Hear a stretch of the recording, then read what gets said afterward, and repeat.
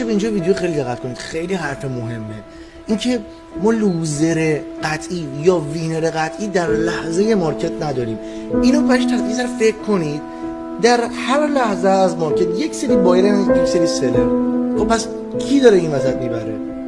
اونی که در دراز مدت یک استراتژی رو بر اساس یک ساختار تو 100 تا معامله میدونه که اگه اینجا وارد بشم سودمو میگیرم یا خارج نشم ضرر میکنم. مثل همین نقطه، توی این نقطه یه سری بایر وجود داشتن، یه سری سلر. هم سلرها سود میتونستن بکنن هم بایرها.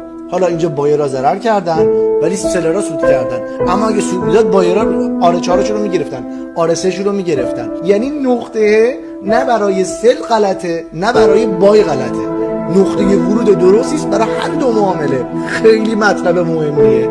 خیلی درکش توی این ذهن شما باعث میشه که معامله گر بشید.